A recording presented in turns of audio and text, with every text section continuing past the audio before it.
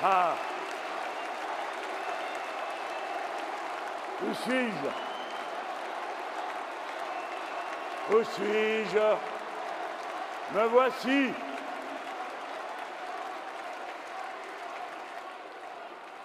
Alors?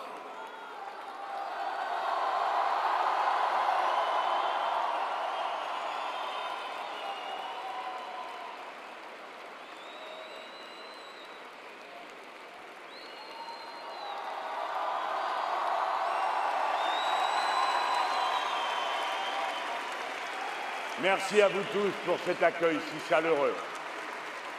Comme je suis heureux que nous puissions être,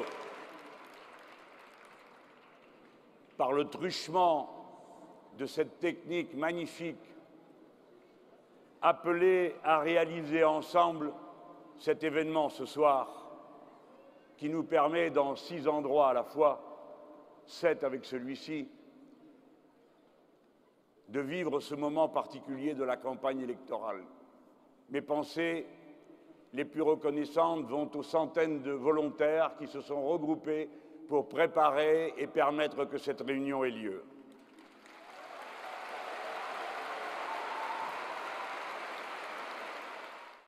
Rebonsoir à toutes et à tous et bienvenue pour ce dernier temps de notre live hebdomadaire qui est aussi le dernier de nos lives avant le vote décisif de dimanche prochain. À la fin de cette campagne, qui est historiquement la plus imprévisible et la plus resserrée que nous ayons connue.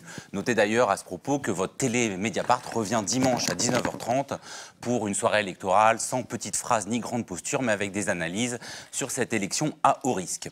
En attendant, après avoir reçu en première partie de soirée François Bayrou, soutien d'Emmanuel Macron, et avoir reçu la semaine dernière en personne Benoît Hamon, ce sont 5 visages de la France insoumise que nous accueillons ce soir, qui sont 3 pour le moment sur le plateau, mais qui seront 5 d'ici une petite quinzaine de minutes, et que je laisse Christophe, qui a suivi la campagne insoumise depuis maintenant plusieurs mois, nous présenter. Bonsoir. Donc, nous avons ici Mathilde Panot, qui est responsable des groupes d'appui, c'est ça? Bon.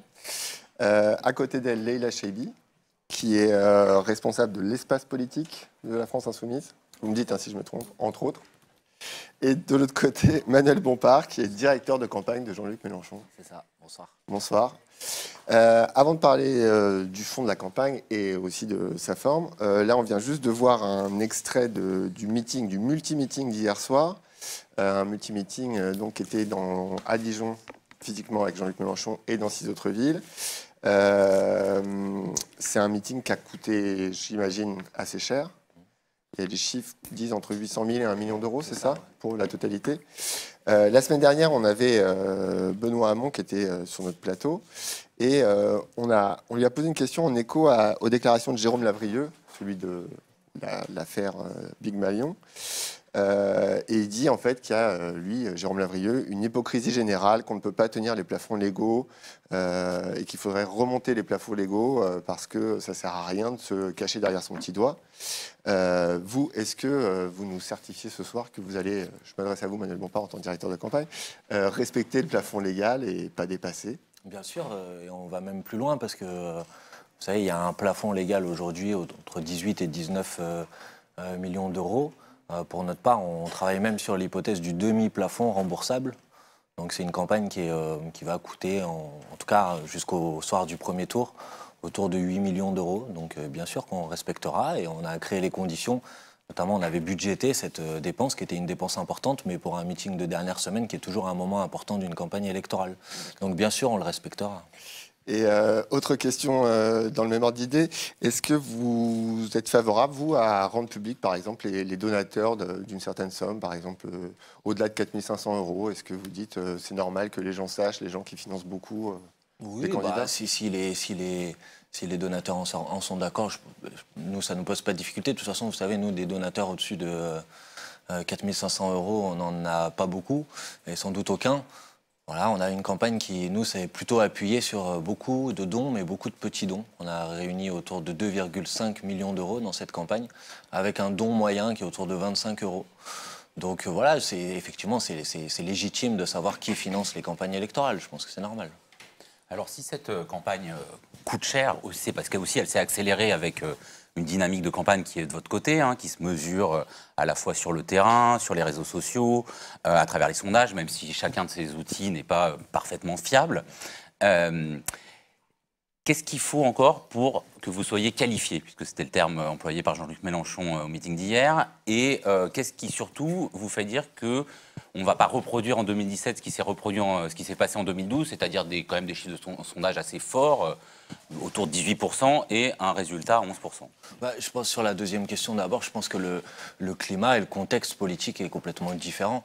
En 2012, effectivement, on avait eu des enquêtes d'opinion qui nous donnaient des scores importants, mais je crois qu'il y avait un contexte où il y avait deux candidats, les deux principaux partis de la Ve République qui étaient très hauts dans les enquêtes d'opinion, et de ce point de vue-là, dans les derniers jours, je pense qu'il y avait eu un phénomène de vote utile qui avait produit un certain nombre de personnes qui hésitaient entre le programme de Jean-Luc Mélenchon, sans doute qui se sentaient plus proches du programme de Jean-Luc Mélenchon, mais qui se sont dit dans la dernière ligne droite, bon, c'est quand même peut-être plus utile de voter pour François Hollande. Je pense qu'aujourd'hui, on n'est pas dans cette situation-là.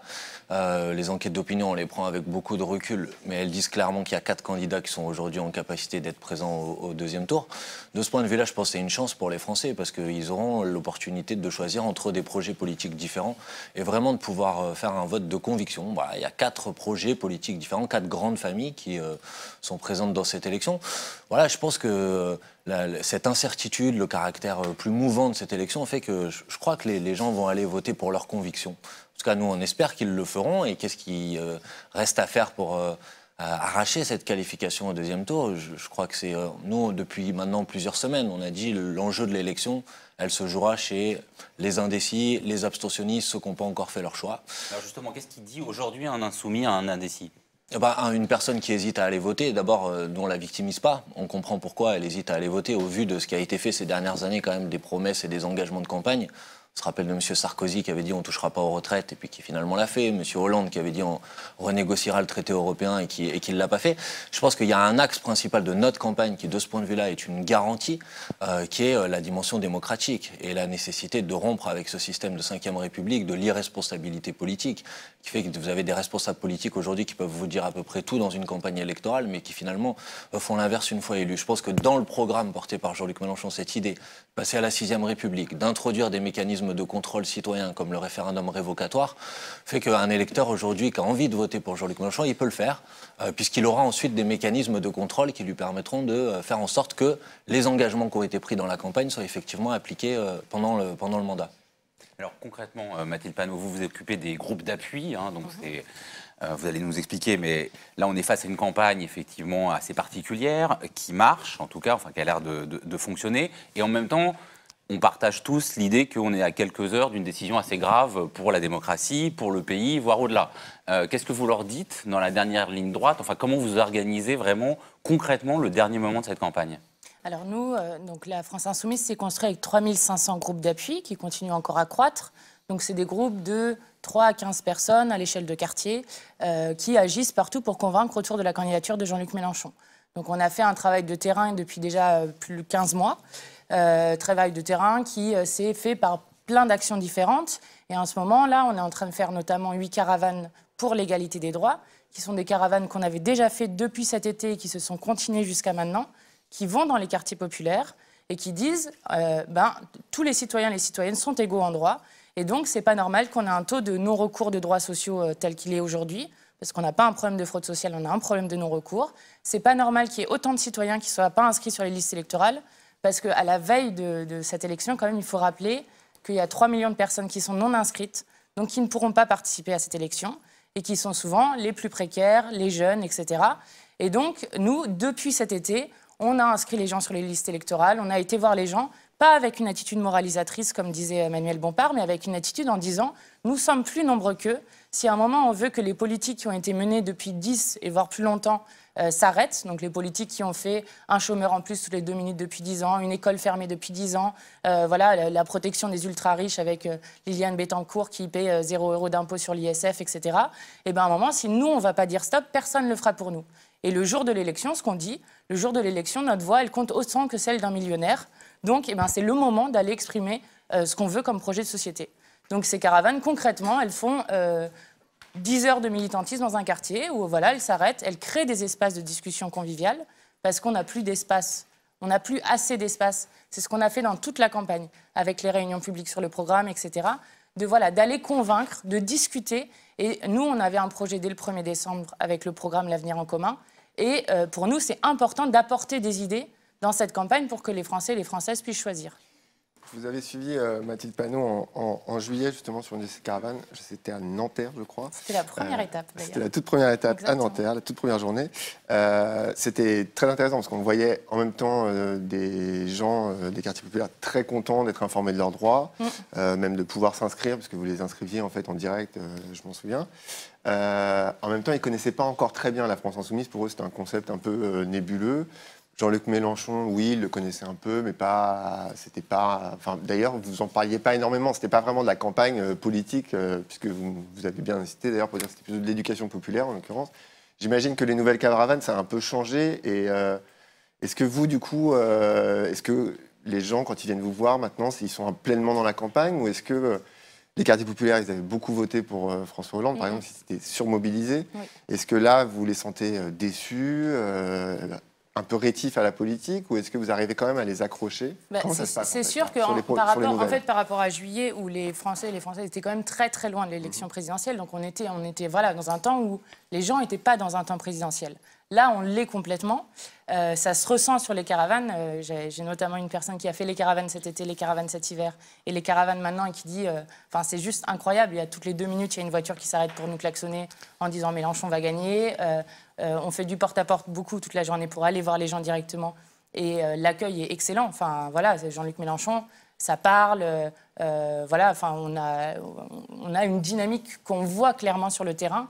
Et il y a un espoir qui a été créé par cette campagne. En tout cas, il y a un sentiment qu'on peut avoir du pouvoir sur sa vie en votant, en mettant le bulletin de vote Jean-Luc Mélenchon. Et donc, c'est clair que la dynamique, parfois, j'ai les caravaniers tous les soirs au téléphone, parfois ils me disent, je sais pas, on était dans un quartier où ils votaient à 80% Mélenchon, c'est pas possible. Donc, du coup, on est beaucoup sur du programmatique, on parle beaucoup de la 6ème République, on parle beaucoup de la Constituante, on parle beaucoup du référendum révocatoire. On vend les programmes, on continue le simulateur de droits sociaux parce qu'on continue à lier la citoyenneté politique et la citoyenneté sociale comme étant des droits de citoyens et pas comme étant une charité, etc. Et voilà, les gens, on sent cette dynamique-là avec quand même beaucoup d'abstentionnistes, voire de gens qui votent FN, qui sont contents de nous retrouver, qu'on arrive à convaincre de voter Jean-Luc Mélenchon en disant OK, j'ai envie de tester ça.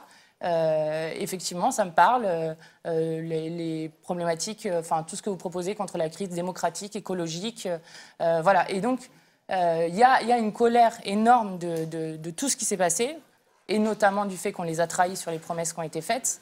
Et il y a un intérêt sur ce qu'on propose sur le contrôle au faciès, sur ce qu'on propose sur le logement, sur l'éducation. Donc on sent cette dynamique quand on fait la caravane. Mais est-ce que vous pensez que cette dynamique, elle va vraiment se cristalliser dimanche? Parce qu'on a pu lire ici ou là que la campagne Mélenchon s'inspirait notamment de la campagne de Sanders aux États-Unis. Sanders a dit lui-même que s'il avait finalement échoué au dernier moment, c'est en partie parce que les populations dont il représentait sans doute le mieux les intérêts étaient déjà trop éloignées des structures institutionnelles, de la politique institutionnelle, y compris électorale, pour l'emporter. Est-ce que vous pensez que vous pouvez briser ce qui est devenu un rideau de fer ou un plafond de verre? Oui, parce que en fait, ce qu'on voit avec le dégoût de la politique, on le voit, c'est normal et on le comprend. Mais par contre, une des choses qui revient souvent quand on est dans les quartiers populaires, c'est que la chose dont les gens en ont le plus marre, c'est pas forcément les conditions matérielles, même si elles sont très dures, c'est qu'on les considère plus comme des citoyens. C'est-à-dire qu'on ne les considère plus comme des personnes qui sont capables de donner un avis sur le futur du pays qu'ils veulent, sur le futur qu'ils veulent pour leurs enfants, pour eux-mêmes, pour leurs parents, etc. Et donc, à un moment, je pense que Jean-Luc Mélenchon et la campagne de la France Insoumise a été une campagne qui a respecté l'intelligence des gens, qui croit en l'intelligence des gens, qui porte une valeur de cohérence, de crédibilité. Et que du coup, ça va briser le plafond de verre là dont vous parliez, parce que justement, quand on voit dans les enquêtes que Jean-Luc Mélenchon est l'homme qui est considéré comme l'homme politique le plus sincère, ça se voit et ça se ressent. Et du coup, ça ramène des gens à voter en se disant, On ne nous prend pas seulement comme voilà, des voix qui traînent, mais comme des citoyens, avec la constituante notamment dont je parlais, qui est que voilà, on réfléchit ensemble comment on veut vivre ensemble, quel projet de société on met en place. Alors prenons un cas quand même assez concret, même s'il est fictif. Imaginons quelqu'un, il doit y avoir des spectateurs de ce live, voire des animateurs de ce live qui sont dans ce cas, qui ont le cœur à gauche et qui, aujourd'hui, ou dans les derniers mois, ont hésité entre l'abstention, Poutou, Hamon, Mélenchon. Leïla Chabi, vous êtes en charge de l'espace politique, de la France Insoumise, c'est-à-dire notamment des relations avec les autres partis, enfin les partis en tout cas. Qu'est-ce qui fait qu'aujourd'hui, cet électeur de gauche, dont on voit qu'il est assez déboussolé, Lénaïque Bredou a récemment fait un article sur Mediapart montrant qu'à Rennes, voilà, cette hésitation, elle est palpable. Qu'est-ce qui fait qu'aujourd'hui, à part le fait que Jean-Luc Mélenchon est en tête dans des sondages auxquels une partie des électeurs de gauche ne croit plus, va voter pour Mélenchon et non pas pour les autres configurations, voire également Nathalie Arthaud? Déjà, pour préciser l'espace politique de la France Insoumise, ce que c'est l'endroit dans la France Insoumise qui rassemble les forces politiques, les partis qui ont bien voulu s'inscrire dans le cadre de cette campagne. Sachant que la France Insoumise, l'idée, c'était de sortir des appareils politiques, de ne pas reproduire, par exemple, ce qu'on avait fait en 2012 avec le Front de gauche, où il y avait un cartel d'organisation avec une chaise pour le Parti communiste, une chaise pour le Parti de gauche, enfin pour chaque organisation. Là, la volonté de la France Insoumise, c'était d'abord de s'adresser à tous ceux qui étaient en dehors des appareils et de leur faire avant tout une place à eux, tout en prenant en compte la valeur ajoutée, l'histoire, la diversité politique, ce que pouvaient apporter des organisations politiques. Et donc c'est ça que l'espace politique, c'est l'endroit où il y a ces organisations-là. Maintenant, je pense, peut-être pour compléter ce que Mathilde disait, en même temps, il faut faire attention. Effectivement, ça va certainement être très serré dimanche.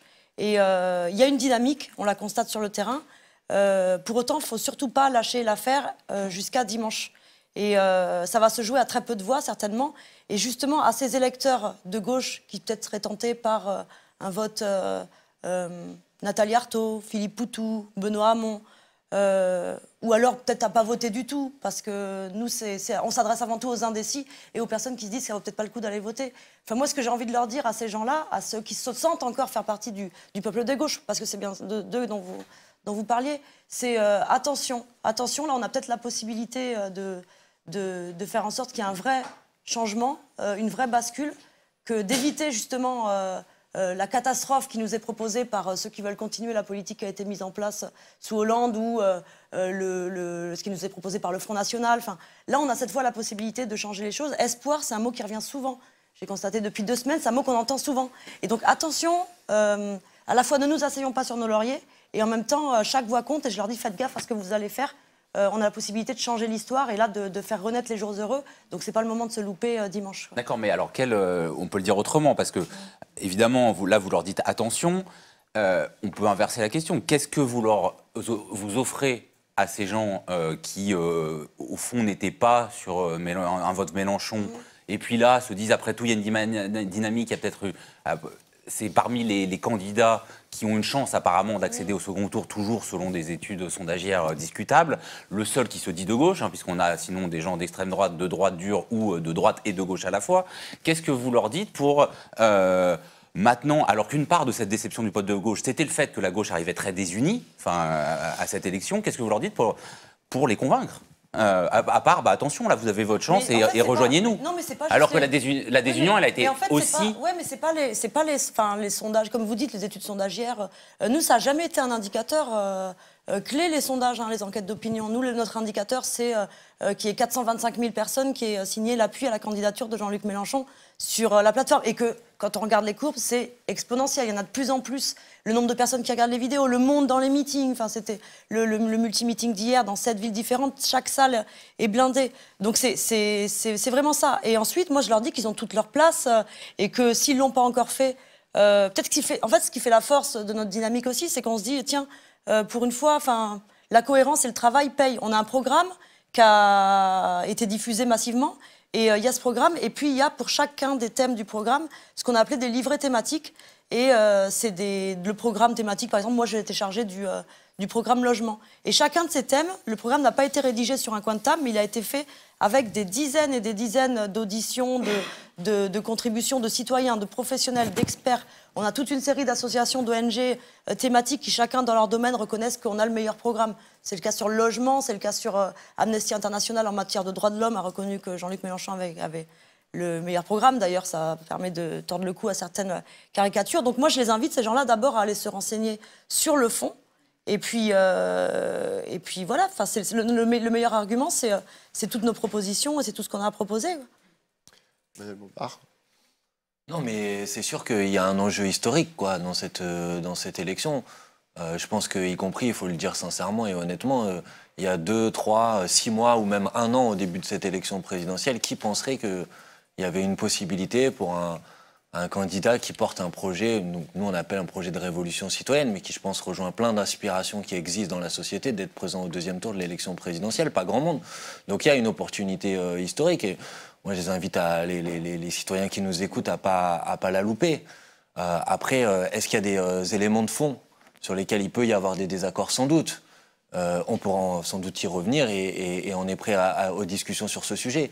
Mais je crois que de manière générale, la matrice qu'il y a dans le programme de la France Insoumise aujourd'hui, elle correspond aux aspirations qui s'expriment dans la société au sens large. Et là, c'est vrai que de ce point de vue-là, votre question, nous, clairement, notre objectif n'était pas au début de cette campagne d'être uniquement dans une perspective de rassemblement des différents appareils politiques de la gauche. C'est clair, parce qu'on a tenu compte du fait qu'il y avait une crise démocratique qui était extrêmement forte, que les appareils politiques étaient quand même assez déconsidérés, que de ce point de vue-là, le mandat de François Hollande avait quand même beaucoup découragé on va dire le peuple de gauche, et qu'il y avait une grande perplexité, une grande incertitude, caractère très mouvant, beaucoup de gens qui se reconnaissent plus en fait dans un clivage traditionnel droite-gauche.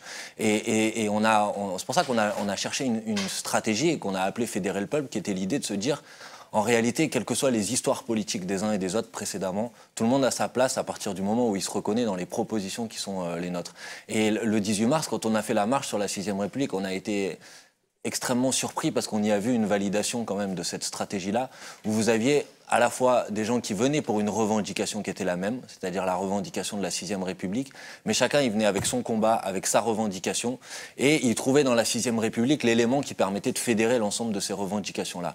Moi je crois qu'on n'a jamais eu dans une élection ces dernières années un programme politique qui soit aussi poussé et qui je crois réponde autant aux enjeux du moment. Sur la question démocratique, on en a parlé, c'est un axe fort du programme. Mais sur la question écologique, je crois qu'il y a vraiment un travail extrêmement conséquent qui a été fait, qui s'inspire, parce qu'on ne l'a pas fait tout seul, on a essayé de reprendre dans ce programme les travaux, le scénario Négawatt par exemple, tous les travaux qui existent dans la société et qui cherchaient une traduction politique. Sur la question sociale, voilà, je crois qu'il y a vraiment eu un énorme travail en lien avec les associations, les mouvements qui travaillent sur le sujet. Et s'il y a des sujets de désaccord, on peut en discuter. Mais je crois que dans son ensemble, ce programme, il correspond vraiment aux aspirations qui s'expriment dans la société. Donc voilà, il y a un enjeu historique de le faire. Donc voilà, nous on leur dit venez nous aider. Parce qu'il y a beaucoup de gens, vous savez, je m'arrête après, mais il y a beaucoup d'autres candidats dont vous avez évoqué le nom tout à l'heure qui disent si Mélenchon est présent au 2e tour, on viendra l'aider. Et le problème, c'est qu'on n'est pas sûr aujourd'hui d'être présent au 2e tour. Donc moi, j'ai envie de le dire, chacun prend ses responsabilités et c'est pas nous qui allons faire des appels aux uns et aux autres. J'ai envie de dire aux citoyens, réfléchissez bien, on a une opportunité d'y être au 2e tour. Vous voulez venir nous aider au 2e, venez nous aider dès le 1er. Mais quelle a été l'élaboration de ce programme avec des associations compétentes, des validations par des ONG reconnues? Est-ce que vous les accueillez même s'ils n'endossent pas l'entièreté du programme, ou est-ce qu'il faut d'abord se soumettre au programme? Non, mais écoutez, la France Insoumise, on ne fonctionne pas avec des dogmes, on n'est pas une secte. Et y compris depuis le début, depuis le lancement de la campagne de Jean-Luc Mélenchon, on a accueilli beaucoup de gens, et y compris beaucoup de gens qui venaient d'autres traditions politiques. Il y a des militants socialistes avec la nouvelle gauche socialiste qui sont venus rejoindre la campagne. Il y a des militants écologistes qui sont venus rejoindre la campagne. On a des militants de Nouvelle Donne qui sont venus rejoindre la campagne. Et chacun, il a le droit, bien sûr, d'avoir, et y compris chacun d'entre nous, est peut-être pas d'accord avec l'intégralité du programme. Il peut y avoir des points sur lesquels on n'aurait pas forcément dit les choses comme ça. Bien sûr, tout ça, c'est légitime. Après, la question qui est posée aujourd'hui, c'est dans les grandes orientations. Comment on répond à l'urgence sociale? Comment on renouvelle enfin la démocratie et on passe à une 6e 6e République. Comment on prend enfin en compte cette question écologique qui n'a quand même pas été suffisamment prise en compte ces dernières années et qui est aujourd'hui devenue, c'est une nécessité impérieuse de la traiter enfin. Sur ces grandes questions-là, je crois qu'on s'y retrouve tous. Voilà. Après, il peut y avoir des nuances. Mais sincèrement, voilà, dans les grandes orientations, je pense que tout le monde peut y trouver son compte. Et puis ensuite, on ne leur dit pas tous... prenez le programme et puis après, une fois qu'on sera élu, on va l'appliquer et puis vous pourrez tous rentrer à la maison. Quand on parle de 6e République et de constituante, on dit à la fin, on s'appuiera sur un processus de mobilisation citoyenne. Nous, on a des propositions sur la 6e République, mais on dit c'est une assemblée constituante. Donc chacun pourra y venir y apporter aussi ses réflexions et ses contributions. Donc il peut y avoir des gens qui ont un désaccord, je sais pas, avec le référendum révocatoire, avec la proportionnelle. Bah, ils auront l'occasion aussi dans cette constituante de le porter. Mais pour ça, il faut déverrouiller le verrou de la 5e République. Et pour le faire, je pense que la candidature de Jean-Luc Mélenchon aujourd'hui, c'est la plus efficace. Ouais, les deux points de clivage qui apparaissent le plus souvent... Je fais une transition alors. C'est parfait.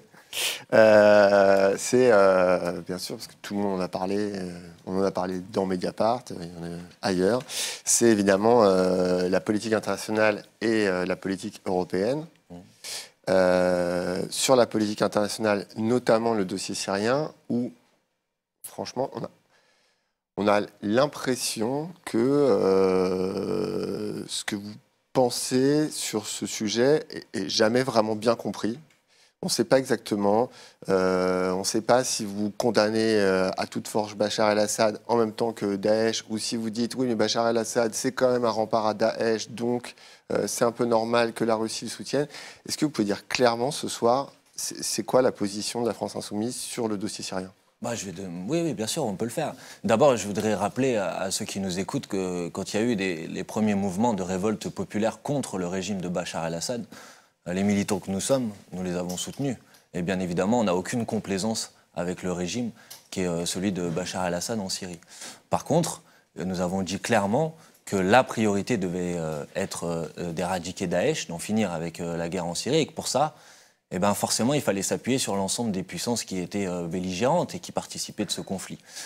Et nous voulons le faire dans le cadre de la légitimité internationale, c'est-à-dire dans le cadre de la résolution des Nations Unies.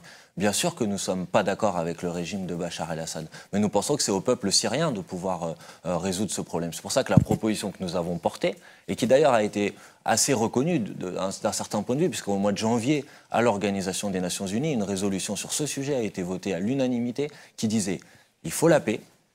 Et ensuite, il faut un processus politique pour que les Syriens puissent décider de l'avenir de leur pays. Voilà, c'est ça notre position. Et pour aller vers la paix, bah, vous êtes obligés de discuter, négocier. Ça ne veut pas dire que vous êtes d'accord avec les régimes, mais vous êtes obligés de négocier de puissance à puissance, d'État à État, avec tous les régimes qui sont engagés dans ce conflit, pour trouver une solution qui permet d'aller à la paix. Vous savez très bien quelle était la difficulté. La difficulté, c'est que les États-Unis disaient il faut faire d'un préalable la question de l'avenir politique de Bachar el-Assad, et les Russes disaient non, il ne faut pas faire d'un préalable cette question-là. Bon, le rôle normalement de la France, d'un point de vue diplomatique, le poids de la France dans le monde, il aurait dû être de négocier avec les différentes puissances pour aller vers une solution politique qui permettait de dire on se met tous autour de la table, on fait la paix, on fait une coalition internationale pour aller en terminer avec Daesh, et ensuite on se met tous d'accord pour un processus politique qui permet aux Syriens de choisir l'avenir de leur pays. Voilà, c'est ça notre position. Et effectivement, je pense qu'elle a été beaucoup caricaturée. Alors, effectivement, je pense que c'est une question suffisamment importante pour qu'on soit assez précis. Je vous propose que, pour qu'on discute assez concrètement, et parce que je pense que les électeurs, le peuple de gauche a besoin d'en savoir plus et plus précisément, on écoute, c'était au journal de France Culture, une interview de Georges Kuzmanovic, qui est en charge du programme international de la France Insoumise. L'invité de ce journal, bonjour, Georges Kuzmanovic. Bonjour. Vous êtes donc en charge des questions internationales dans la campagne de Jean-Luc Mélenchon. Vos rivaux, Emmanuel Macron, le premier, vous accusent d'être influencé, d'avoir une fascination délétère pour la Russie de Vladimir Poutine. Alors, c'est quoi la ligne Mélenchon sur cette attaque chimique de Khan Cheikhoun ? D'abord, on peut dire que ça sent la panique du côté des états-majors des autres candidats, vu le nombre d'attaques que subit Ça, on aura Jean-Luc l'occasion d'en Mélenchon. reparler dans quelques minutes. Et donc, comme l'a très clairement dit Jean-Luc Mélenchon, nous nous opposons à toute utilisation des armes chimiques et nous appelons aux États qui n'ont pas encore signé la Convention internationale sur les armes chimiques de le faire. Et nous souhaitons que les commanditaires de cette attaque, quels qu'ils soient poursuivis au CPI et châtiés. Quel qu'il soit. Donc... Quel qu'il soit, donc Bachar el-Assad, a priori, a une forte chance que ce soit lui, ou les divers courants djihadistes qui transportent parfois, apparemment, certains stocks de gaz sarin qui viendraient de Libye. Mais pour cela, avant de se prononcer, et sur ce genre de questions, le futur président devra réagir avec sang-froid. Il faut mener des enquêtes sérieuses, internationales, sous mandat de l'ONU, pour savoir qui est responsable et les poursuivre. À propos de la Syrie, Jean-Luc Mélenchon condamne les frappes américaines sans mandat de l'ONU, il le soutient, il le souligne. En revanche, il a salué l'intervention russe. Comment vous justifiez cette position ? Alors, l'intervention russe peut être considérée comme illégitime, elle l'est sûrement, mais par contre elle est légale, puisqu'il y a un accord de coopération militaire entre le gouvernement de Bachar el-Assad et la Russie. Oui, mais pas de mandat de l'ONU. Non, il n'y a pas de mandat de l'ONU. Par contre, avant ces frappes, qui ont néanmoins, il faut le rappeler, empêché que Daesh ne prenne Damas, ce qui aurait été une catastrophe sans précédent géopolitique, Vladimir Poutine, malheureusement lui, et pas la France, ce que nous aurions souhaité, a proposé à l'Assemblée générale de l'ONU une coalition internationale sous mandat de l'ONU pour lutter contre les terroristes, et en particulier Daesh. Proposition retoquée par qui ? Par François Hollande, au titre qu'il faudrait que d'abord Bachar el-Assad parte. On entend donc dans cette interview une position que vous donniez aussi sur l'importance de la légalité internationale. Et donc, on peut tout à fait entendre ça. Néanmoins, moi j'ai deux questions, pour pas dire deux problèmes quand j'entends cette phrase. L'une porte, ces propos, la première, ça porte sur l'idée que, on ne sait pas, effectivement, on n'a pas eu l'enquête internationale sur la frappe chimique qui a frappé ce village du nord-est syrien de Ran Shiroun. Est-ce que néanmoins on ne peut pas quand même penser que c'est plus probable que ce soit le régime de Bachar que les djihadistes, voire une probabilité qui est plus proche de 99%, 1% pour reprendre des chiffres que vous aimez bien? Si, mais ça a été dit d'ailleurs par Georgi Kuzmanovic qui a dit c'est extrêmement probable que ce soit le régime de Bachar el-Assad qui ait fait ça. Voilà. Après, quelle est la difficulté? C'est légitime de demander une enquête internationale sur ce sujet. Les Français, ils sont quand même un petit peu vaccinés des offensives militaires en conséquence d'attaques, notamment d'armes chimiques, etc. On a connu l'Irak, donc c'est quand même légitime de dire qu'il faut qu'il y ait une enquête internationale.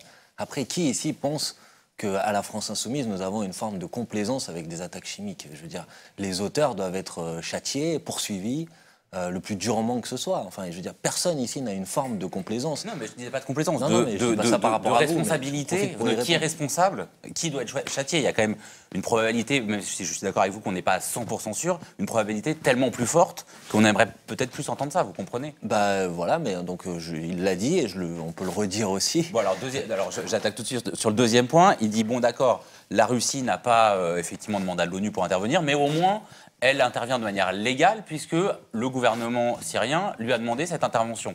Est-ce que cette idée que la légalité faite par un tel régime est donc finalement plus légitime qu'une frappe américaine qui, elle, n'a pas non plus de mandat international, vous semble justifiable? Parce qu'à ce compte-là, dans ce cas, on justifie la guerre du Vietnam, l'intervention américaine, elle a été voulue par le gouvernement du Sud-Vietnam totalement affidé, donc, et pas du tout légitime vis-à-vis du peuple vietnamien. Donc c'est ça qui me gêne, c'est qu'on a l'impression qu'on parle toujours d'État à État et qu'on ne parle pas des sociétés.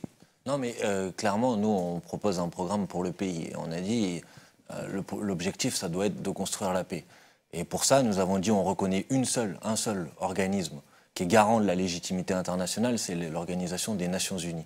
Donc là, Georgi Kuzmanovic, il parle de la situation actuelle. Nous, aujourd'hui, on présente un programme pour le pays. Clairement, Jean-Luc Mélenchon, président de la République aujourd'hui, du point de vue international, son action s'inscrira dans le cadre de l'Organisation des Nations Unies. Il mènera les rapports de force nécessaires pour que, par exemple, sur la situation en Syrie, il doit y avoir une coalition universelle, sous l'égide des Nations Unies, qui doit aller régler le problème. Bon, maintenant, c'est pas le cas. Et c'est pas le cas, et de ce point de vue-là, le président de la République en France, il a une responsabilité, parce que, vous savez, la tradition politique de la gauche dans ce pays, c'est de reconnaître l'Organisation des Nations Unies et d'agir en son sein pour aller construire la paix partout. Et les grands, Jaurès, tout ça, la paix n'est pas l'état naturel du monde, c'est une construction politique. Et de ce point de vue-là, la France, elle a, je crois, un rôle et une spécificité à l'échelle internationale d'aller vers cette paix. Donc voilà, nous, clairement, nous disons, je vais vous répondre très clairement, nous disons, à l'échelle internationale, il faut construire la paix, et on construit la paix en le faisant dans le cadre de l'Organisation des Nations Unies, parce que c'est le cadre qui permet, par la diplomatie, de réguler les rapports de force entre nations. Et si vous n'avez pas ça, alors vous avez la guerre. Mais est-ce qu'on fait une politique internationale uniquement d'État à État, ou est-ce qu'on inclut les sociétés, alors que dans le même temps, en politique intérieure, vous valorisez l'importance de la mobilisation populaire? Ah mais attendez, par exemple, si vous parlez de la Russie, par exemple, bien sûr qu'il faut traiter d'État à État, parce que et pour autant, on a de grands désaccords avec le régime russe, et on le dit à plusieurs reprises, mais je veux le redire ici. Vous savez, ceux qui sont en prison aujourd'hui en Russie, c'est ceux qui sont du même côté de la barricade que nous, et c'est ceux qui portent les mêmes idées que nous. C'est le responsable et le leader, par exemple, de l'équivalent du front de gauche russe qui aujourd'hui est en prison. Donc nous n'avons aucune complaisance vis-à-vis du régime de M. Poutine, et bien sûr qu'il faut intégrer les sociétés. D'ailleurs, nous l'avons fait. Par exemple, Jean-Luc Mélenchon a été l'un des seuls responsables politiques à signer une pétition pour la libération des militants politiques de Greenpeace quand ils avaient été condamnés par le régime russe pour s'être attaqués à une plateforme pétrolière. Donc bien sûr qu'il faut intégrer les sociétés. C'est évident. Mais à l'échelle internationale, quand vous voulez parler quand vous voulez construire la paix, vous devez le faire avec ceux qui dirigent les armées. Donc ceux qui dirigent les armées, c'est les puissances politiques, c'est l'État. Et donc, en l'occurrence, c'est M. Poutine, quels que soient, encore une fois, les désaccords que nous avons avec la politique qu'il mène et que nous n'approuvons d'aucune manière que ce soit. Alors, puisque vous faites vous-même la transition vers la Russie, on ne va pas vous faire tout. On ne va pas parler, par exemple, de l'alliance bolivarienne, qui est une coquille vide complètement montée en épingle. Mais je pense que sur la Russie, il faut effectivement répondre. Ça ne sert à rien de dire est-ce que Mélenchon est pro ou pas Poutine, hein, vous le dites vous-même. Par contre, quand Mélenchon dit dans ses vœux pour 2017 que la Russie n'est pas une menace pour la paix dans le monde, vous pensez ça ? Mais tous les pays, si vous voulez, à partir du moment où la paix n'est pas l'état naturel du monde, tous les pays sont potentiellement des menaces pour la paix dans le monde. Mais qu'est-ce que vous voulez? Il faut forcément qu'on régule les puissances. Il faut forcément qu'on ait un cadre dans lequel on tient compte des rapports de force et on construit des équilibres internationaux qui permettent d'aller vers la paix. Donc, bien sûr que sur ce sujet-là, si vous voulez, je pourrais vous répondre, mais est-ce que pour vous, les États-Unis ne sont pas une menace pour la paix dans le monde? Donc, pourquoi isoler? Il faut construire la paix. Voilà, c'est ça la position que nous avons. Et il faut construire la paix en tenant compte des rapports de force entre les grandes puissances de ce monde. Et la force spécifique de la France, et de ce point de vue-là, en politique internationale, si vous voulez, pour vous rassurer, Jean-Luc Mélenchon est sans doute plus proche de De Gaulle ou de Mitterrand que de M. Sarkozy ou de M. Hollande, voilà, qui, eux, avaient reconnaissé une place spécifique de la France dans les relations internationales et un poids et une voix forte pour aller vers la construction de la paix. Non, mais alors rompre avec le néoconservatisme, qui soit d'origine sarkozyste ou continuer, proroger, voire accentué par Hollande, d'accord. En même temps, Jean-Luc Mélenchon se présente comme le candidat de la paix, hein, notamment à Marseille. Il propose une grande conférence internationale sur la paix. Est-ce qu'il n'y a pas quand même un peu d'hypocrisie, notamment sur... là, on va parler de la paix en Europe, on va rester sur la Russie, on va être concret. Il propose pour ça un rôle important de l'OSCE, hein, une organisation qui existe déjà, Organisation pour la sécurité et la coopération en Europe, dont on sait que dès qu'elle a tenté de s'aventurer sur les terrains de guerre liés à la Russie, que ce soit la Tchétchénie, que ce soit la Crimée, elle s'est heurtée à un refus russe. Donc est-ce qu'on peut vraiment penser que, notamment la paix en Europe, dont la Russie est un acteur incontournable, se fera via une grande conférence internationale sur la paix organisée par l'OSCE? Non, mais je ne sais pas où vous avez vu que Jean-Luc Mélenchon parlait de l'OSCE. Nous parlons de l'Organisation des Nations Unies, dans laquelle l'ensemble des États de ce monde, ou presque, sont représentés. Encore une fois, au risque de me répéter, c'est dans ce cadre-là que doit s'organiser la paix. Donc, avec les Russes, avec toutes les puissances de ce monde. Encore une fois, c'est la seule solution. Et je crois que les Français, ils sont très attachés à la paix. Hein. D'ailleurs, ça s'est vu à Marseille. Le discours de Jean-Luc Mélenchon sur ce sujet, il a marqué très fort. La France, les Français, je pense qu'ils ont ancré en eux cet objectif, cette recherche de la paix. Et je crois qu'il souffre beaucoup de voir le président de la République française, sans aucune concertation, sans aucune légitimité internationale, mettre ses pas dans ceux du président américain, par exemple. Donc, sincèrement, bien sûr que c'est compliqué de construire la paix. Personne ne va vous dire qu'il suffit de claquer des doigts pour le faire. Le problème aujourd'hui, c'est que les présidents de ce pays, ils ont un peu abandonné cet objectif, ils ont un peu renoncé. Voilà, nous pensons que la France, elle peut avoir une voix forte et un rôle fort à l'échelle internationale. Et c'est ce à quoi nous sommes attachés. Donc, je me répète un petit peu, mais voilà, la France, pour la paix, une indépendance. Et de ce point de vue-là, voilà, je réponds aussi ça. Certains nous disent, mais vous voulez substituer un alignement sur les intérêts nord-américains, un alignement sur les intérêts russes. Non, ce n'est pas du tout notre point de vue. Je veux l'éclaircir ici si c'est nécessaire. Notre position, c'est que la France doit avoir un rôle et une place indépendante dans le monde. Donc ne pas être accroché à la remorque d'un empire, lequel que ce soit. Voilà. Parce que c'est cette place indépendante qui lui permet ensuite de jouer un rôle pour la construction de la paix et pour pouvoir juguler les rapports de force entre les différentes puissances. On va continuer sur les questions qui titillent notre électeur de gauche et qui ne sait pas très bien... Il y a des amis qui peuvent répondre. Bah, je sais, je vais poser une question et qui veut répondre. On va parler un petit peu de l'Europe aussi, c'est un grand sujet. Donc, on vous a accusé dans un premier temps d'avoir uniquement en tête le plan B qui fait on sort de l'Europe. Là, dernièrement, on a dit finalement, mais Mélenchon, en fait, peut-être qu'il a reculé, alors il n'a plus de plan B, il n'a plus qu'un plan A.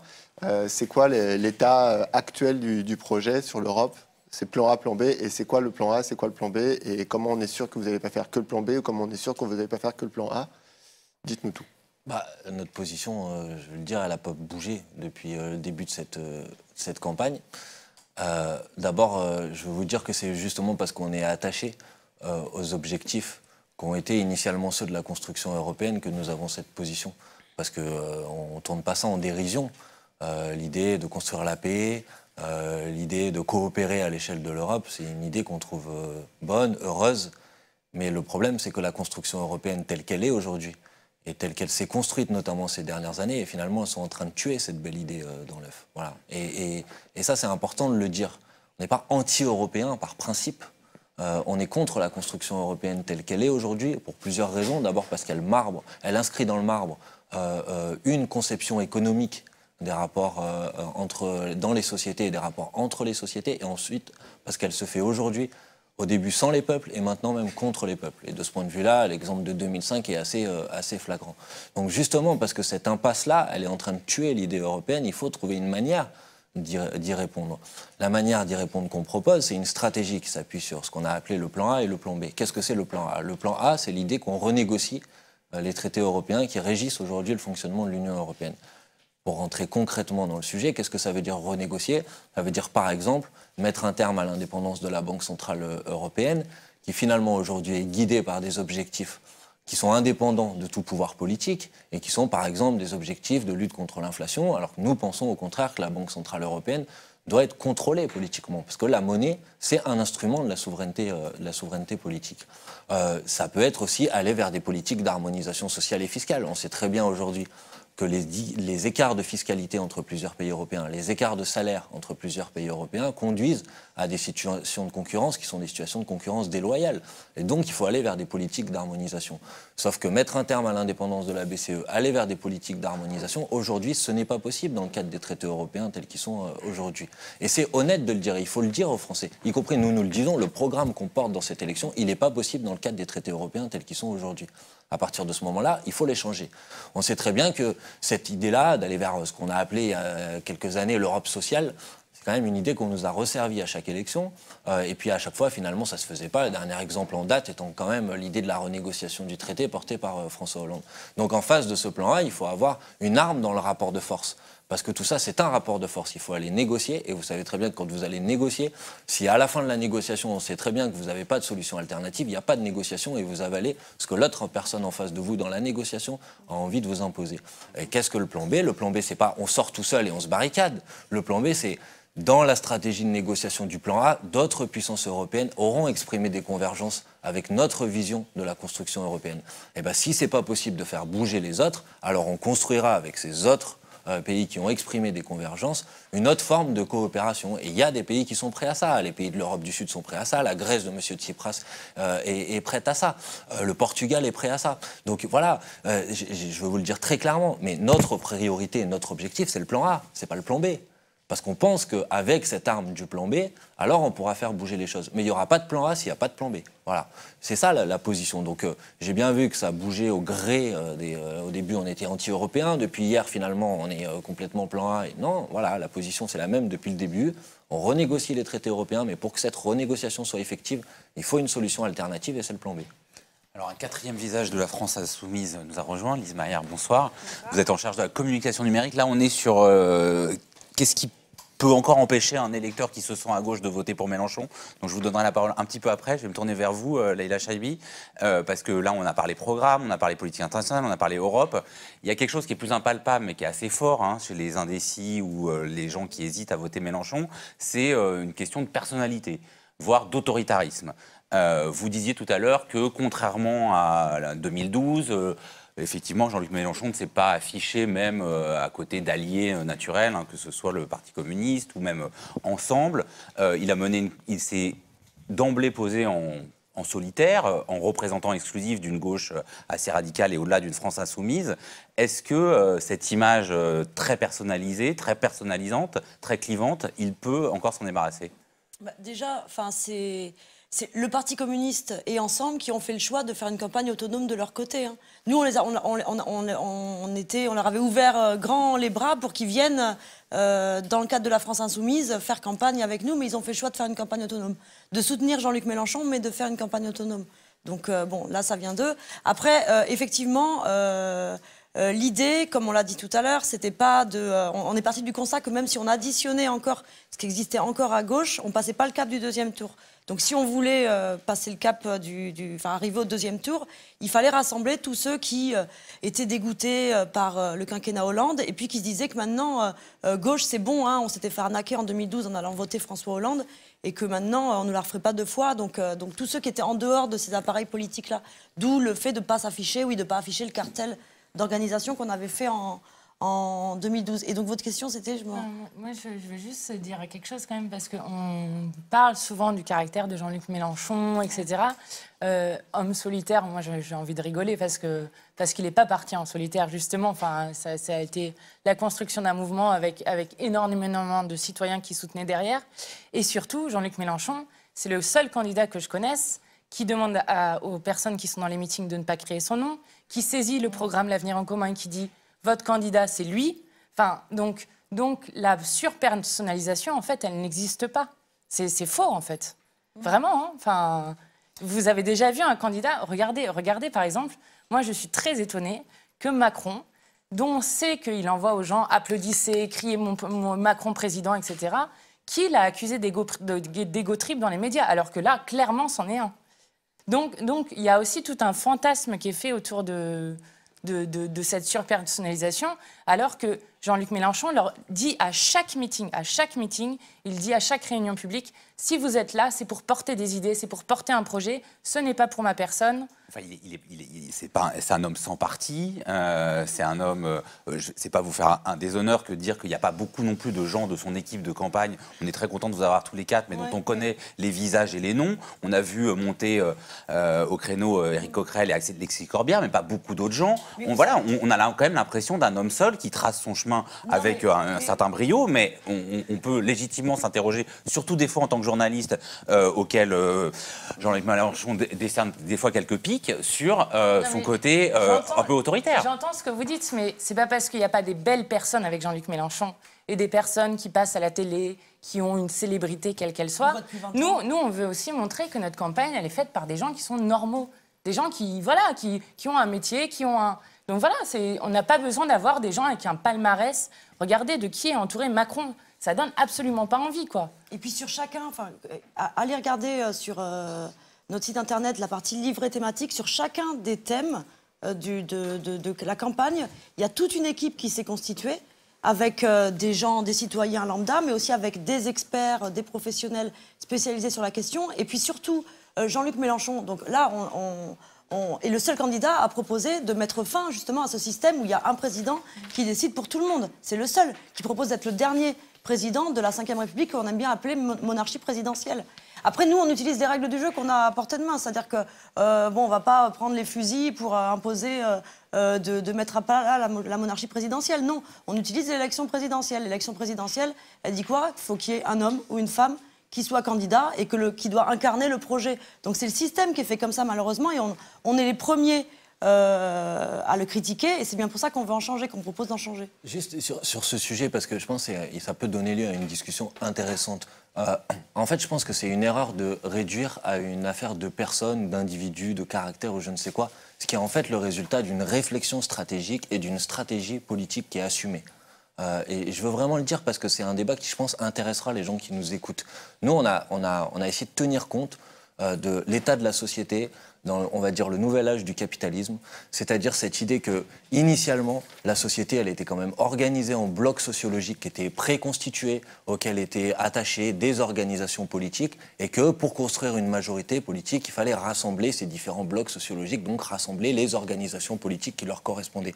Or, aujourd'hui, le nouvel âge du capitalisme, la sous-traitance, l'individualisation des parcours, les auto-entrepreneurs, nous, on considère que ça a tellement explosé les situations sociales dans ce pays qu'aujourd'hui, vous avez une société qui est atomisée, avec beaucoup d'individus, beaucoup moins de références à des blocs sociologiques déjà préexistants, et qu'aujourd'hui, si vous voulez une stratégie révolutionnaire, parce que nous, on s'en est jamais caché, on a toujours dit que notre stratégie, c'était une stratégie qui se voulait une stratégie révolutionnaire, alors vous devez trouver une manière politique, une construction, une stratégie politique qui permette de fédérer ces différents individus. Et de ce point de vue-là, la stratégie qui a été celle de Jean-Luc Mélenchon depuis le début, c'était pas l'idée de dire je vais partir tout seul parce que j'ai trop envie de me présenter, parce que c'est un peu comme ça que c'est présenté, donc ça l'occasion de j'ai trop envie de me présenter, les autres veulent pas, donc je vais y aller tout seul et puis je vais imposer ça. Non, c'est parce que il y avait peut-être un désaccord stratégique avec d'autres organisations à ce moment-là. On est parti du principe qu'aujourd'hui, si on voulait avoir un projet qui est un projet à vocation majoritaire, alors il fallait lancer cette stratégie-là, qui était la stratégie,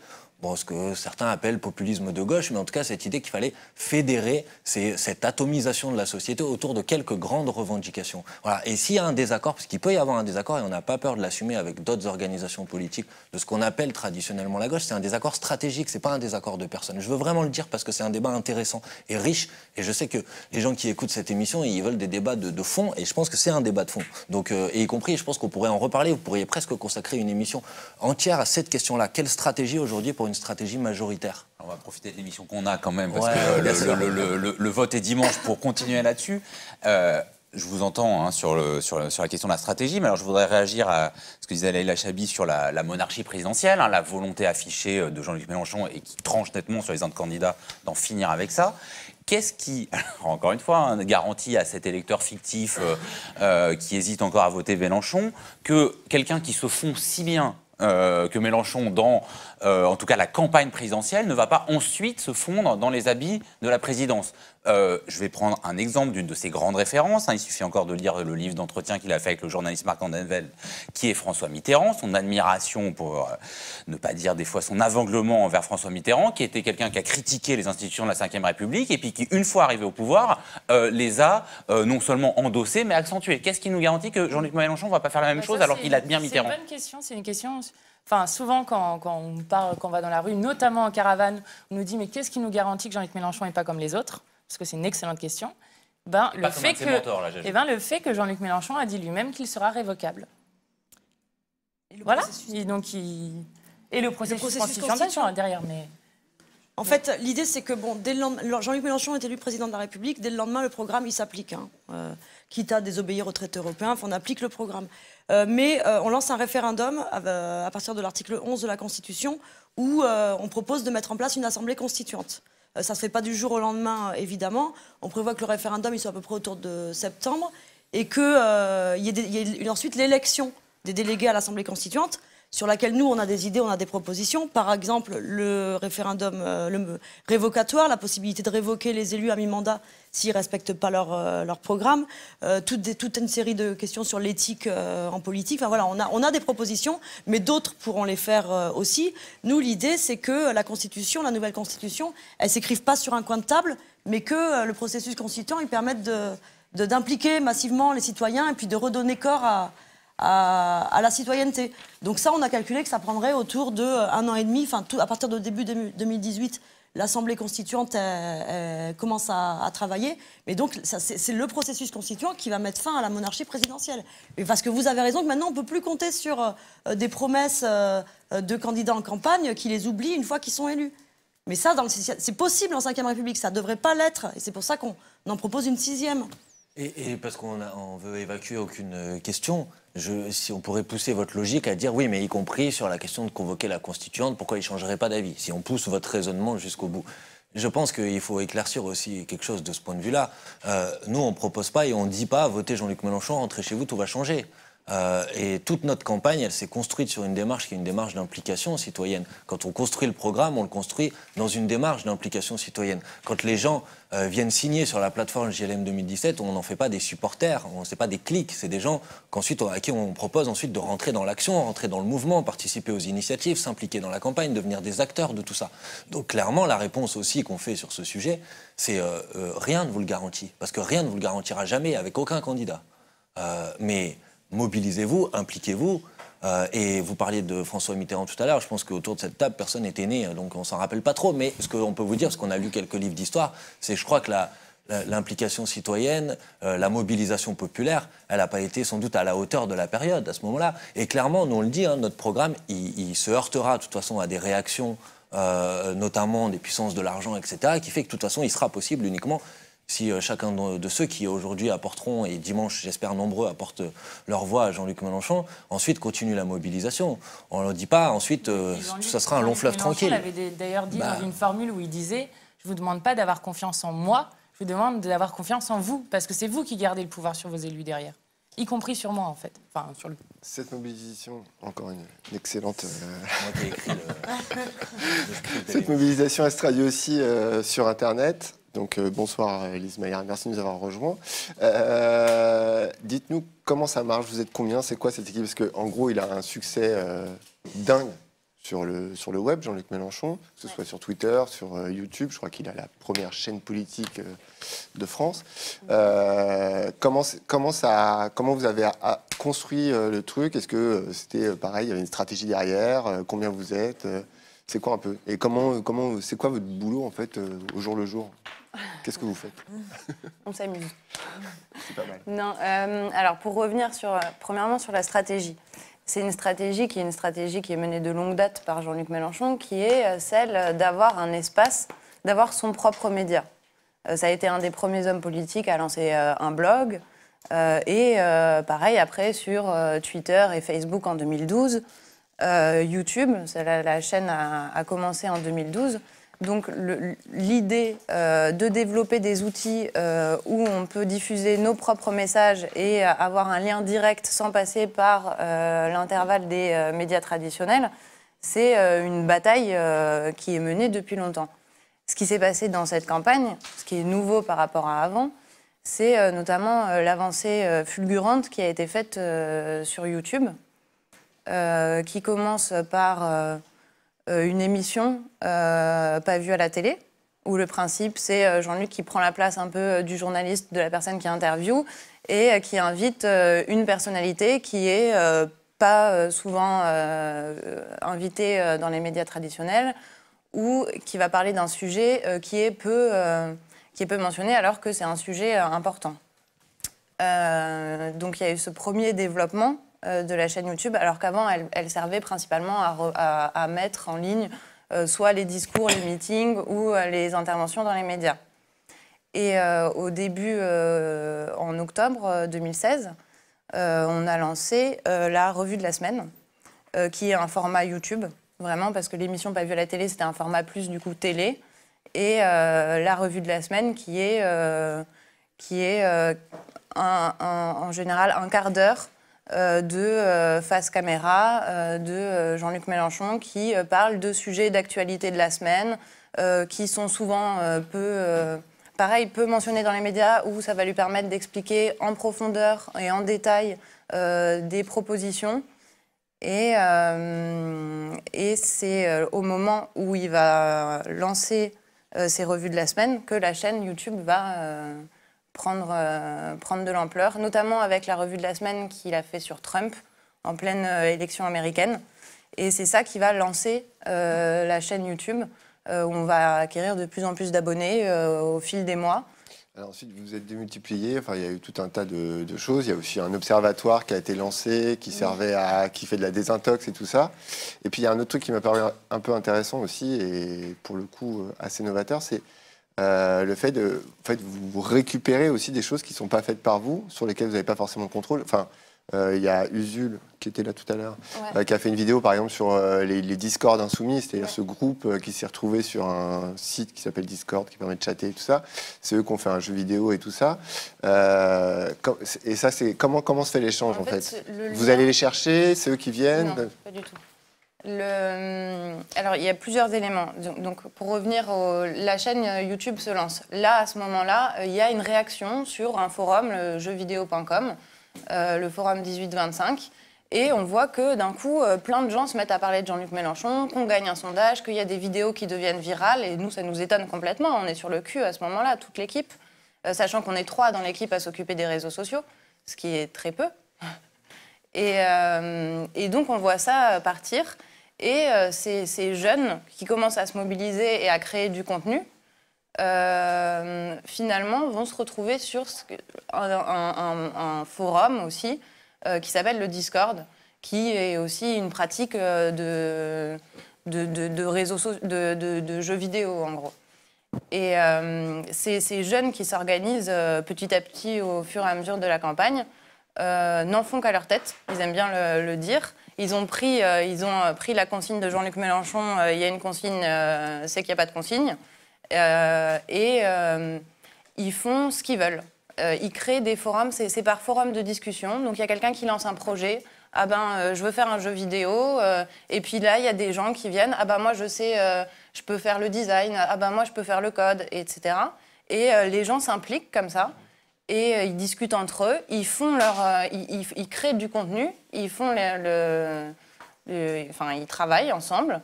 Et ensuite, nous, soit on est au courant au moment où ils travaillent dessus. Par exemple, ils ont fait un site, l'AEC, donc Avenir en commun, où notre programme... Ils ont piraté le programme. Voilà, ils ont piraté le programme. Donc il faut savoir que c'est un mec qui l'a écrit parce qu'il n'y avait pas de PDF, donc il a recopié le programme. Il a passé je ne sais pas combien de temps à recopier le programme pour avoir un site. Au début, il fait ça en se disant ça va me permettre à moi de retrouver les propositions facilement, de pouvoir faire pomme F. Et au moment où il fait le truc, il se dit ça va me servir qu'à moi. Et puis après, il le partage. Et puis au final, c'est un site que moi, j'utilise tous les jours dès que je veux trouver une proposition en 2 secondes. Et c'est hyper pratique. Il y a tous les éléments qui naissent comme ça et qui sont à chaque fois, c'est super bien fait. C'est des gens qui ont un talent extraordinaire, quoi. Et nous, on les découvre au fur et à mesure. Et donc, quand on découvre ça, l'équipe de campagne, elle est il y a un éditeur quand même du programme, donc il faut qu'on vérifie. Donc, il y a un contact à un moment donné. Mais c'est souvent une fois que c'est fait ou quand c'est quasiment finalisé. Mais ils font ce qu'ils veulent et puis nous, on prend parce qu'on relaie, en fait, on leur sert de relais à toutes les créations qu'ils peuvent faire. Alors imaginons maintenant que les différentes alchimies de cette campagne que vous avez décrite pendant cette émission continuent de fonctionner. Imaginons que les préventions de certains électeurs de gauche aient été levées. Imaginons que les insoumis aient convaincu suffisamment d'indécis, notamment vendredi, je crois qu'il y a des apéros, c'est la meilleure heure pour convaincre, c'est ça de prévu? C'est que ça permet d'aller jusqu'au bout, jusqu'à vendredi soir, minuit, et d'être présent partout, visible, voilà, d'aller chercher un à un les électeurs. D'accord. Donc imaginons tout ça. Imaginons donc que Jean-Luc Mélenchon est au 2e tour, qu'il devient président le 7 mai prochain. C'est quoi sa majorité présidentielle, Leïla Chaibi, sachant que quand même en 2012, il s'est retrouvé avec quoi, une petite dizaine de députés Front de Gauche? Pour nous, dès le départ, l'élection présidentielle, elle devait être couplée avec les élections législatives. Vous savez qu'il n'y a que 5 semaines entre le 2e tour de la présidentielle et le 1er tour des législatives. Et justement, il faut qu'on ait un maximum de députés qui nous permettent de mettre en œuvre le programme L'Avenir en commun. Parce qu'effectivement, pour mettre en œuvre le programme, il faut avoir des députés. Donc nous, on est ouvert à toutes celles et ceux qui acceptent de participer à ce chantier-là. De toute façon, on a déjà des députés, des candidats aux législatives sur la plupart des circonscriptions. Là, je vous arrête parce qu'il y a beaucoup de circonscriptions où, du coup, il y a aussi des candidats PC, puisqu'il n'y avait pas eu d'accord législatif. Ça veut dire qu'en gros, vous allez devoir reparler. Ouais, en fait, on aurait bien aimé, on aurait souhaité, parce que, toujours pour cette question de cohérence, en fait. Il y a une bêtise qui avait été faite en 2012, c'est qu'on avait, et c'est bien ça qu'on a voulu éviter cette fois-là, c'est qu'on avait une campagne présidentielle, et puis après 577 campagnes législatives. Et c'est ce qui a beaucoup contribué, entre autres, hein, c'est pas le seul élément, mais ça avait pas mal contribué à l'échec, à la chute du Front de gauche. Donc là, on a voulu éviter ça. On aurait souhaité qu'il y ait un accord national avec le Parti communiste. Malheureusement, eux, ils ne souhaitent pas d'accord national. Donc il y a des discussions qui sont en cours. On espère bien que les choses vont avancer positivement et que la belle dynamique qu'on est en train de construire va pouvoir se poursuivre au-delà de l'élection présidentielle. Vous dites quoi comme Macron, que les Français sont cohérents et qu'ils enverront une majorité présidentielle à partir du moment où, si c'est Mélenchon qui est président? Mais de toute façon, c'est ce qu'on constate généralement, l'élection présidentielle, l'élection législative. Enfin, nous, on veut lui donner une avec des partis cohérence, quand même, de mais en gouvernements même temps, plus installés. Sur la même... Oui, généralement, c'est ce qui se passe. Enfin, la dernière fois, ça a joué en faveur de François Hollande, d'ailleurs, hein, vous vous souvenez. D'ailleurs, on avait plein de candidats qui mettaient majorité présidentielle sur leurs affiches pour jouer là-dessus. Mais oui, généralement, c'est pour ça, en plus, c'est qu'à la fois, on veut donner cette cohérence, et puis, elle existe de fait. Et puis, la France insoumise, c'est pas juste un outil électoral, quoi. Ça n'a pas été créé juste pour l'élection. Au moment où la France insoumise est lancée, c'est ce que Mathilde reprenait, cette idée du mouvement, en disant, et du coup, plein de gens se sont ajoutés, etc. Et en fait, là, récemment, ces derniers mois, on a la conclusion on a réussi à faire un mouvement. Enfin, la théorie on va essayer de lancer un nouveau mouvement, elle est remplie dans le sens où on a un mouvement, quand on parle, en fait tout est lié, quand on parle du Discord, donc des candidats aux législatives, s'il y en a, c'est que le mouvement il est là, il est réel, il existe, on le voit à la fois dans les meetings, on l'a vu le 18 mars, on voit que c'est un mouvement qui est conscient. Les gens, quand ils viennent dans les meetings, ils viennent avec une revendication précise. On a un nombre de groupes d'appui impressionnant. Les gens continuent à rejoindre et c'est pas je soutiens Jean-Luc Mélenchon, c'est je m'implique, je vais dans mon groupe d'appui, je commande du matériel, j'utilise le mélanphone. À chaque fois qu'on sort un nouvel outil, ben voilà, il y a plein de gens qui l'utilisent et chacun a trouvé sa manière de convaincre via tous les outils qu'on a mis à disposition au sein du mouvement de la France insoumise. Mais je vous entends, mais bon, alors on a entendu que Mélenchon n'était pas en fait une candidature très personnelle, mais on peut quand même imaginer que des gens aujourd'hui vont voter Mélenchon parce qu'il a un talent oratoire, qu'il a fait une bonne campagne. Derrière, c'est quoi sa majorité, sachant qu'il y a des clivages au niveau local entre les groupes de soutien, les groupes d'appui et le reste des gauches, et sachant que je sais bien qu'en général, il y a une majorité législative qui se dessine après une élection présidentielle, mais encore une fois, deux partis très installés, alors qui sont aujourd'hui en miettes et délégitimés, mais le mouvement de la pas France sûr que là, ça peut insoumise se n'est faire avec pas un moins mouvement. installé que le PS actuellement, quoi. Vous avez vu l'état du PS? La France insoumise n'est pas moins installée. Quelle majorité ils vont avoir, Macron ou Hamon, ou enfin je ne sais qui? C'est pas... En fait, je pense, si je peux me permettre, je pense que vous ne mesurez pas à quel point l'élection de Jean-Luc Mélenchon bouleverserait complètement les rapports de force politiques dans le pays. Y compris, je pense que personne ici le mesure. Quelle sera la situation politique au lendemain de l'élection de Jean-Luc Mélenchon? Ça va pas être le monde ne va pas continuer comme avant. Tout simplement parce que dans la population, il y a une aspiration à un changement qui est extrêmement forte, mais qui franchement est bridée dans ces institutions de la Ve République, où finalement, c'est les deux grands partis qui dominent ça depuis 30 ans. Puis finalement, vous choisissez l'un, et puis la logique, c'est que la fois d'après, ça soit l'autre qui soit élu. Mais je suis désolé de vous le dire, mais ce vieux monde-là, il est en train de s'effondrer, quoi. C'est fini. Ça, c'était 2012. Mais là, c'est fini, ça. Les deux grands partis de la Ve République, dans cette élection-là, et même moi, ici, personne ne peut dire quel va être le paysage politique au lendemain, mais tout ça va complètement bouger et exploser en lambeaux. Donc, il y a une cohérence politique dans notre démarche. La cohérence politique, c'est vous avez un programme à l'élection présidentielle et vous aurez ensuite 577 candidats qui portent ce même programme. Ça ne veut pas dire 577 candidats qui sont tous nos amis. Il y a des gens là-dedans qui ont rejoint plus tard, qui ont été désignés candidats aux législatives. Il y a des communistes, il y a des écologistes, il y a des anciens socialistes, il y a des gens qui n'ont été encartés nulle part, il y a des militants associatifs, il y a des militants syndicalistes. Je veux dire, il y a des gens, on essaye d'avoir des candidats qui sont à l'image de la société et on pense que de ce point de vue-là, il y a une majorité populaire qu'il est possible de réunir autour de ces candidats. Non, mais j'allais dans le même sens que Manuel Bompard, c'est-à-dire qu'il ne faut pas sous-estimer le fait que le mouvement qu'on a construit, je disais, ça fait 15 mois qu'il fait du travail de terrain, donc qui s'ancre dans plein d'endroits avec ces petits groupes. Les candidats aux législatives, ce n'est pas des gens qu'on a balancés comme ça, on a fait plusieurs assemblées de circonscription où les insoumis se sont réunis, ont proposé des viviers de candidatures, ce qui fait qu'à la fin, il faut quand même se rendre compte, on est un mouvement politique qui s'est créé en 15 mois, un mouvement politique dans lequel plus de la moitié des gens, et encore quand je dis la moitié, je suis vraiment gentille, plus de la moitié des gens n'ont jamais eu aucun engagement politique, a réussi à renouveler de manière quand même très forte en 15 mois les manières de faire du militantisme, les manières de parler politique, qui ne sont pas juste du coup, on donne un tract, on fait du porte-à-porte et on colle, même si c'est très important, mais qui du coup a amené plein de nouvelles pratiques qui, enfin je sais pas, même quand on disait les apéros dans le soir, c'est à chaque coin de rue, il y aura des gens qui seront présents et qui discuteront avec les gens, sur les gens qui n'ont pas fait leur choix. Et donc, ces candidats-là, ils sont, comme disait Manuel Bompard, à l'image de la société, donc des gens qui sont dans des associations, encartés ou pas encartés. Il y a aussi des communistes insoumis dedans, puisque c'était la question aussi, qui ont une moyenne d'âge de 43 ans et qui renouvellent aussi déjà maintenant la manière dont on fait de la politique comme quelque chose qui appartient à tout le monde. La politique, c'est quelque chose qu'on doit construire ensemble et pas juste quelque chose qui est réservé à une espèce d'élite complètement déconnectée en haut de chez nous qui ne sait pas à combien est le pain au chocolat, quoi. Enfin... Il y a eu Sanders aux États-Unis, Corbyn en Grande-Bretagne ou Podemos en Espagne. Non, mais c'est vrai. Il y a eu tout un tas de tentatives de reconfiguration de la gauche, souvent vers une gauche plus radicale dans ces exemples-là.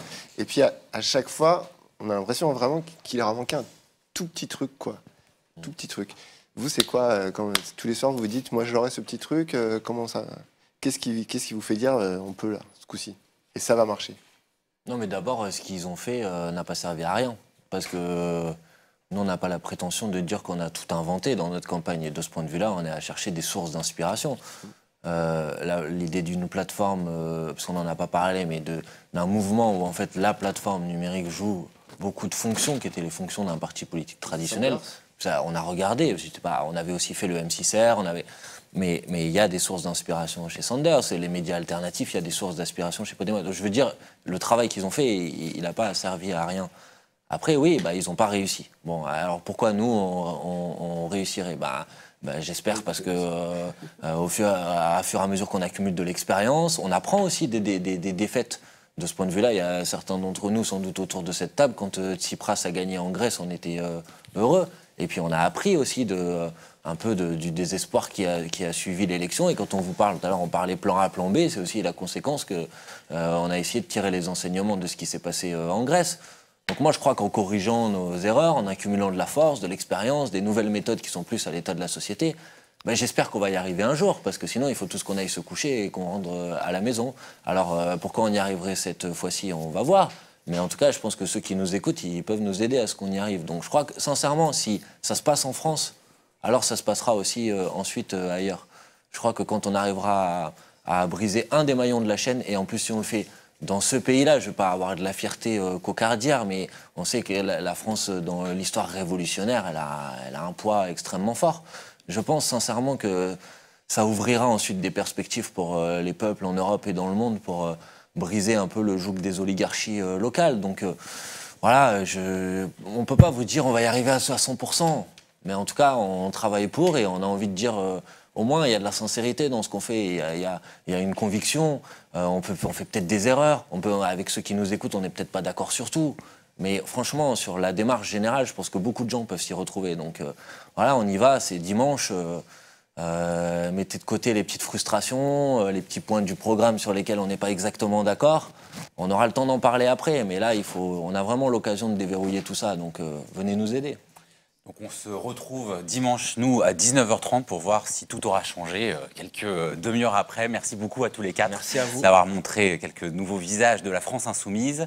Je vous rappelle que vous pouvez profiter pendant quelques minutes, demi-heure, allez encore, de notre offre promotionnelle d'un abonnement de 3 mois pour le prix d'un mois, c'est-à-dire 11 €. C'est inscrit à l'écran et on termine notre soirée avec Capitaine Alexandre du collectif On a slamé sur la Lune. Bonsoir.